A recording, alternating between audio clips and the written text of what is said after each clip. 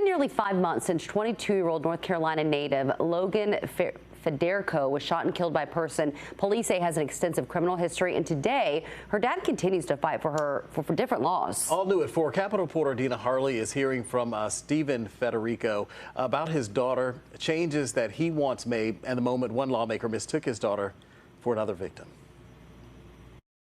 I am Logan Haley's father. A title that's a badge of honor for Stephen Federico. Logan was a spirit that this country needed, and we lost somebody very special that wanted to change and mold younger kids' lives. She would have made a difference. The North Carolina dad is fighting for change after his daughter, 22-year-old Logan Federico, was murdered in South Carolina in May. The suspected killer, Alexander Dickey, has an extensive criminal history with 25 felony charges. Federico wants lawmakers to act now to keep people like Dickey off the street. There's nobody that can stand in front of me and logically tell me why he was on the streets.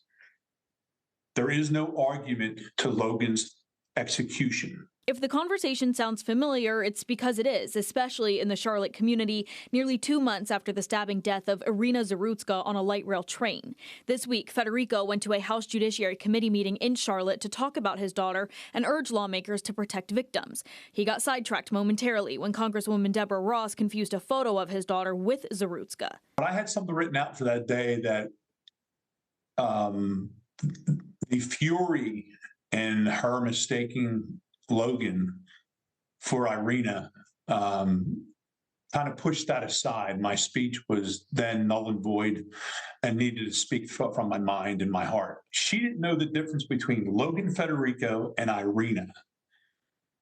That I thought was pretty pathetic. Federico says a movement has started, one to make sure parents don't go through what he is. My daughter's dead. That's why it's important. And I have to try to keep, we as a team, as a society, have to keep the Logans and the Irinas from happening. He wants to see a law named after his daughter, one to save other people from becoming victims. In Raleigh, Dina Harley, CBS 17 News. A spokesperson for Congresswoman Ross released a statement about this to CBS 17 about mistaking these two victims. Her statement reads in part, quote, "She is heartbroken that he lost his daughter to senseless crime and is deeply sorry if her mistake contributed to his pain. She is committed to fully funding federal law enforcement resources, including the Crime Victims Fund," end quote. If you'd like to see her full statement, just go to CBS17.com.